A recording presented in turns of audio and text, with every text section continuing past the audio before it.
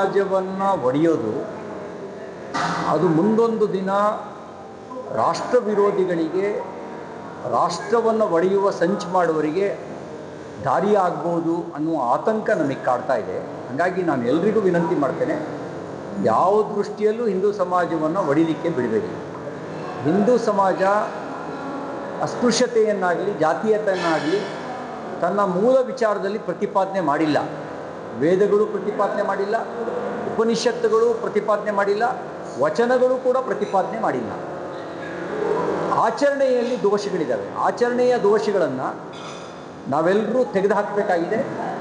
ಆ ಹಿನ್ನೆಲೆಯಲ್ಲಿ ಆಚರಣೆಯ ದೋಷವನ್ನು ತೆಗೆದುಹಾಕಿ ಜಾತೀಯತೆ ಮತ್ತು ಅಸ್ಪೃಶ್ಯತೆಗೆ ಅವಕಾಶ ಇಲ್ಲದ ರೀತಿಯಲ್ಲಿ ಹಿಂದೂ ಸಮಾಜವನ್ನು ಸಶಕ್ತಗೊಳಿಸಬೇಕಾದ ಅವಶ್ಯಕತೆ ಇದೆ.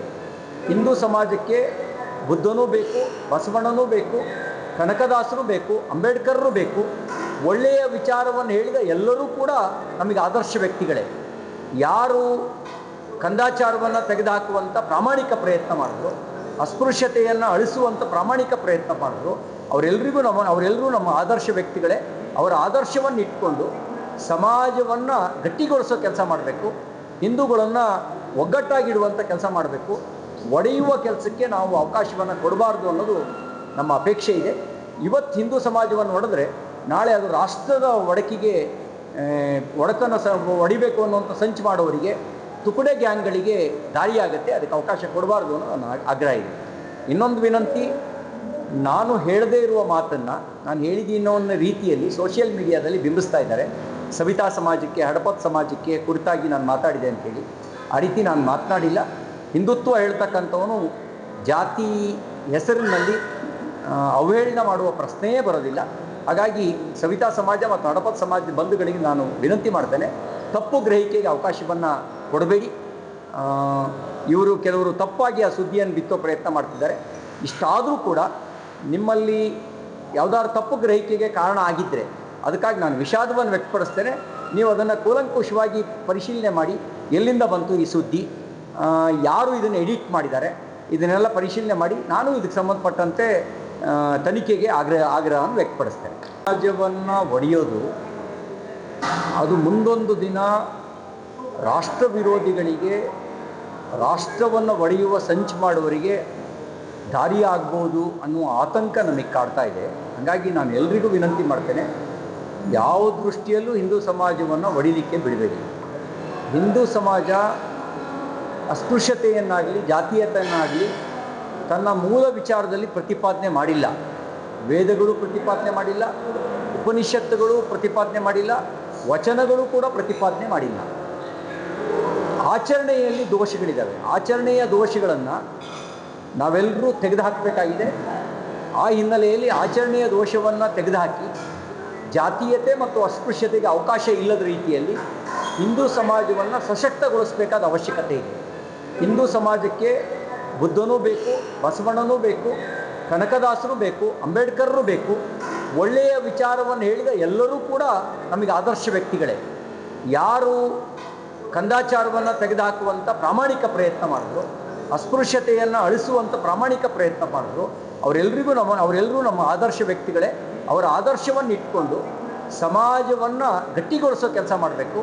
ಹಿಂದೂಗಳನ್ನು ಒಗ್ಗಟ್ಟಾಗಿಡುವಂಥ ಕೆಲಸ ಮಾಡಬೇಕು. ಒಡೆಯುವ ಕೆಲಸಕ್ಕೆ ನಾವು ಅವಕಾಶವನ್ನು ಕೊಡಬಾರ್ದು ಅನ್ನೋದು ನಮ್ಮ ಅಪೇಕ್ಷೆ ಇದೆ.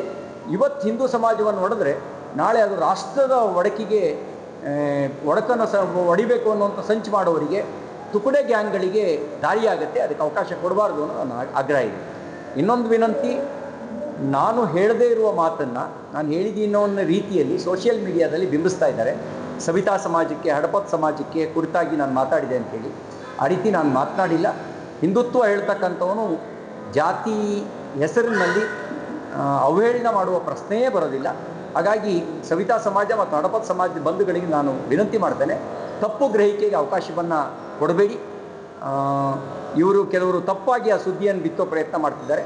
ಇಷ್ಟಾದರೂ ಕೂಡ ನಿಮ್ಮಲ್ಲಿ ಯಾವುದಾದ್ರು ತಪ್ಪು ಗ್ರಹಿಕೆಗೆ ಕಾರಣ ಆಗಿದ್ದರೆ ಅದಕ್ಕಾಗಿ ನಾನು ವಿಷಾದವನ್ನು ವ್ಯಕ್ತಪಡಿಸ್ತೇನೆ. ನೀವು ಅದನ್ನು ಕೂಲಂಕುಷವಾಗಿ ಪರಿಶೀಲನೆ ಮಾಡಿ, ಎಲ್ಲಿಂದ ಬಂತು ಈ ಸುದ್ದಿ, ಯಾರು ಇದನ್ನು ಎಡಿಟ್ ಮಾಡಿದ್ದಾರೆ, ಇದನ್ನೆಲ್ಲ ಪರಿಶೀಲನೆ ಮಾಡಿ ನಾನು ಇದಕ್ಕೆ ಸಂಬಂಧಪಟ್ಟಂತೆ ತನಿಖೆಗೆ ಆಗ್ರಹವನ್ನು ವ್ಯಕ್ತಪಡಿಸ್ತೇನೆ. ರಾಜ್ಯವನ್ನು ಒಡೆಯೋದು ಅದು ಮುಂದೊಂದು ದಿನ ರಾಷ್ಟ್ರ ವಿರೋಧಿಗಳಿಗೆ, ರಾಷ್ಟ್ರವನ್ನು ಒಡೆಯುವ ಸಂಚು ಮಾಡುವವರಿಗೆ ದಾರಿಯಾಗ್ಬೋದು ಅನ್ನುವ ಆತಂಕ ನನಗೆ ಕಾಡ್ತಾ ಇದೆ. ಹಾಗಾಗಿ ನಾನು ಎಲ್ರಿಗೂ ವಿನಂತಿ ಮಾಡ್ತೇನೆ, ಯಾವ ದೃಷ್ಟಿಯಲ್ಲೂ ಹಿಂದೂ ಸಮಾಜವನ್ನು ಒಡಿಲಿಕ್ಕೆ ಬಿಡಬೇಡಿ. ಹಿಂದೂ ಸಮಾಜ ಅಸ್ಪೃಶ್ಯತೆಯನ್ನಾಗಲಿ ಜಾತೀಯತೆಯನ್ನಾಗಲಿ ತನ್ನ ಮೂಲ ವಿಚಾರದಲ್ಲಿ ಪ್ರತಿಪಾದನೆ ಮಾಡಿಲ್ಲ.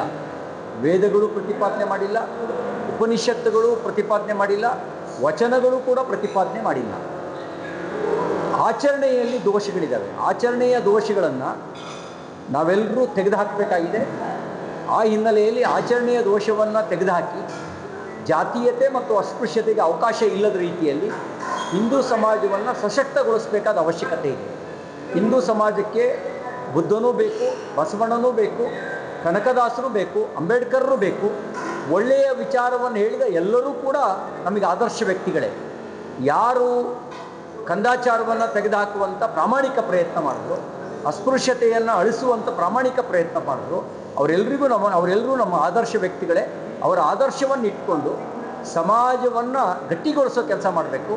ಹಿಂದೂಗಳನ್ನು ಒಗ್ಗಟ್ಟಾಗಿಡುವಂಥ ಕೆಲಸ ಮಾಡಬೇಕು. ಒಡೆಯುವ ಕೆಲಸಕ್ಕೆ ನಾವು ಅವಕಾಶವನ್ನು ಕೊಡಬಾರ್ದು ಅನ್ನೋದು ನಮ್ಮ ಅಪೇಕ್ಷೆ ಇದೆ. ಇವತ್ತು ಹಿಂದೂ ಸಮಾಜವನ್ನು ಒಡೆದ್ರೆ ನಾಳೆ ಅದು ರಾಷ್ಟ್ರದ ಒಡೆತನ ಒಡಿಬೇಕು ಅನ್ನುವಂಥ ಸಂಚು ಮಾಡೋವರಿಗೆ, ತುಕಡೆ ಗ್ಯಾಂಗ್ಗಳಿಗೆ ದಾರಿಯಾಗುತ್ತೆ. ಅದಕ್ಕೆ ಅವಕಾಶ ಕೊಡಬಾರ್ದು ಅನ್ನೋ ನನ್ನ ಆಗ್ರಹ ಇದೆ. ಇನ್ನೊಂದು ವಿನಂತಿ, ನಾನು ಹೇಳದೇ ಇರುವ ಮಾತನ್ನು ನಾನು ಹೇಳಿದ್ದೀನೋ ಅನ್ನೋ ರೀತಿಯಲ್ಲಿ ಸೋಷಿಯಲ್ ಮೀಡಿಯಾದಲ್ಲಿ ಬಿಂಬಿಸ್ತಾ ಇದ್ದಾರೆ. ಸವಿತಾ ಸಮಾಜಕ್ಕೆ, ಹಡಪದ್ ಸಮಾಜಕ್ಕೆ ಕುರಿತಾಗಿ ನಾನು ಮಾತಾಡಿದೆ ಅಂಥೇಳಿ. ಆ ರೀತಿ ನಾನು ಮಾತನಾಡಿಲ್ಲ. ಹಿಂದುತ್ವ ಹೇಳ್ತಕ್ಕಂಥವನು ಜಾತಿ ಹೆಸರಿನಲ್ಲಿ ಅವಹೇಳನ ಮಾಡುವ ಪ್ರಶ್ನೆಯೇ ಬರೋದಿಲ್ಲ. ಹಾಗಾಗಿ ಸವಿತಾ ಸಮಾಜ ಮತ್ತು ಹಡಪದ್ ಸಮಾಜದ ಬಂಧುಗಳಿಗೆ ನಾನು ವಿನಂತಿ ಮಾಡ್ತೇನೆ, ತಪ್ಪು ಗ್ರಹಿಕೆಗೆ ಅವಕಾಶವನ್ನು ಕೊಡಬೇಡಿ. ಕೆಲವರು ತಪ್ಪಾಗಿ ಆ ಸುದ್ದಿಯನ್ನು ಬಿತ್ತೋ ಪ್ರಯತ್ನ ಮಾಡ್ತಿದ್ದಾರೆ. ಇಷ್ಟಾದರೂ ಕೂಡ ನಿಮ್ಮಲ್ಲಿ ಯಾವುದಾದ್ರು ತಪ್ಪು ಗ್ರಹಿಕೆಗೆ ಕಾರಣ ಆಗಿದ್ದರೆ ಅದಕ್ಕಾಗಿ ನಾನು ವಿಷಾದವನ್ನು ವ್ಯಕ್ತಪಡಿಸ್ತೇನೆ. ನೀವು ಅದನ್ನು ಕೂಲಂಕುಷವಾಗಿ ಪರಿಶೀಲನೆ ಮಾಡಿ, ಎಲ್ಲಿಂದ ಬಂತು ಈ ಸುದ್ದಿ, ಯಾರು ಇದನ್ನು ಎಡಿಟ್ ಮಾಡಿದ್ದಾರೆ, ಇದನ್ನೆಲ್ಲ ಪರಿಶೀಲನೆ ಮಾಡಿ ನಾನು ಇದಕ್ಕೆ ಸಂಬಂಧಪಟ್ಟಂತೆ ತನಿಖೆಗೆ ಆಗ್ರಹವನ್ನು ವ್ಯಕ್ತಪಡಿಸ್ತೇನೆ. ಸಮಾಜವನ್ನು ಒಡೆಯೋದು ಅದು ಮುಂದೊಂದು ದಿನ ರಾಷ್ಟ್ರ ವಿರೋಧಿಗಳಿಗೆ, ರಾಷ್ಟ್ರವನ್ನು ಒಡೆಯುವ ಸಂಚು ಮಾಡುವವರಿಗೆ ದಾರಿಯಾಗ್ಬೋದು ಅನ್ನುವ ಆತಂಕ ನನಗೆ ಕಾಡ್ತಾ ಇದೆ. ಹಾಗಾಗಿ ನಾನು ಎಲ್ರಿಗೂ ವಿನಂತಿ ಮಾಡ್ತೇನೆ, ಯಾವ ದೃಷ್ಟಿಯಲ್ಲೂ ಹಿಂದೂ ಸಮಾಜವನ್ನು ಒಡಿಲಿಕ್ಕೆ ಬಿಡಬೇಡಿ. ಹಿಂದೂ ಸಮಾಜ ಅಸ್ಪೃಶ್ಯತೆಯನ್ನಾಗಲಿ ಜಾತೀಯತೆಯನ್ನಾಗಲಿ ತನ್ನ ಮೂಲ ವಿಚಾರದಲ್ಲಿ ಪ್ರತಿಪಾದನೆ ಮಾಡಿಲ್ಲ. ವೇದಗಳು ಪ್ರತಿಪಾದನೆ ಮಾಡಿಲ್ಲ, ಉಪನಿಷತ್ತುಗಳು ಪ್ರತಿಪಾದನೆ ಮಾಡಿಲ್ಲ, ವಚನಗಳು ಕೂಡ ಪ್ರತಿಪಾದನೆ ಮಾಡಿಲ್ಲ. ಆಚರಣೆಯಲ್ಲಿ ದೋಷಗಳಿದ್ದಾವೆ. ಆಚರಣೆಯ ದೋಷಗಳನ್ನು ನಾವೆಲ್ಲರೂ ತೆಗೆದುಹಾಕಬೇಕಾಗಿದೆ. ಆ ಹಿನ್ನೆಲೆಯಲ್ಲಿ ಆಚರಣೆಯ ದೋಷವನ್ನು ತೆಗೆದುಹಾಕಿ ಜಾತೀಯತೆ ಮತ್ತು ಅಸ್ಪೃಶ್ಯತೆಗೆ ಅವಕಾಶ ಇಲ್ಲದ ರೀತಿಯಲ್ಲಿ ಹಿಂದೂ ಸಮಾಜವನ್ನು ಸಶಕ್ತಗೊಳಿಸಬೇಕಾದ ಅವಶ್ಯಕತೆ ಇದೆ. ಹಿಂದೂ ಸಮಾಜಕ್ಕೆ ಬುದ್ಧನೂ ಬೇಕು, ಬಸವಣ್ಣನೂ ಬೇಕು, ಕನಕದಾಸರು ಬೇಕು, ಅಂಬೇಡ್ಕರರು ಬೇಕು. ಒಳ್ಳೆಯ ವಿಚಾರವನ್ನು ಹೇಳಿದ ಎಲ್ಲರೂ ಕೂಡ ನಮಗೆ ಆದರ್ಶ ವ್ಯಕ್ತಿಗಳೇ. ಯಾರು ಕಂದಾಚಾರವನ್ನು ತೆಗೆದುಹಾಕುವಂಥ ಪ್ರಾಮಾಣಿಕ ಪ್ರಯತ್ನ ಮಾಡಿದ್ರು, ಅಸ್ಪೃಶ್ಯತೆಯನ್ನು ಅಳಿಸುವಂಥ ಪ್ರಾಮಾಣಿಕ ಪ್ರಯತ್ನ ಮಾಡಿದ್ರು, ಅವರೆಲ್ಲರೂ ನಮ್ಮ ಆದರ್ಶ ವ್ಯಕ್ತಿಗಳೇ. ಅವರ ಆದರ್ಶವನ್ನು ಇಟ್ಕೊಂಡು ಸಮಾಜವನ್ನು ಗಟ್ಟಿಗೊಳಿಸೋ ಕೆಲಸ ಮಾಡಬೇಕು. ಹಿಂದೂಗಳನ್ನು ಒಗ್ಗಟ್ಟಾಗಿಡುವಂಥ ಕೆಲಸ ಮಾಡಬೇಕು. ಒಡೆಯುವ ಕೆಲಸಕ್ಕೆ ನಾವು ಅವಕಾಶವನ್ನು ಕೊಡಬಾರ್ದು ಅನ್ನೋದು ನಮ್ಮ ಅಪೇಕ್ಷೆ ಇದೆ. ಇವತ್ತು ಹಿಂದೂ ಸಮಾಜವನ್ನು ಒಡೆದ್ರೆ ನಾಳೆ ಅದು ರಾಷ್ಟ್ರದ ಒಡೆತನ ಒಡಿಬೇಕು ಅನ್ನುವಂಥ ಸಂಚು ಮಾಡೋವರಿಗೆ, ತುಕಡೆ ಗ್ಯಾಂಗ್ಗಳಿಗೆ ದಾರಿಯಾಗುತ್ತೆ. ಅದಕ್ಕೆ ಅವಕಾಶ ಕೊಡಬಾರ್ದು ಅನ್ನೋ ನನ್ನ ಆಗ್ರಹ ಇದೆ.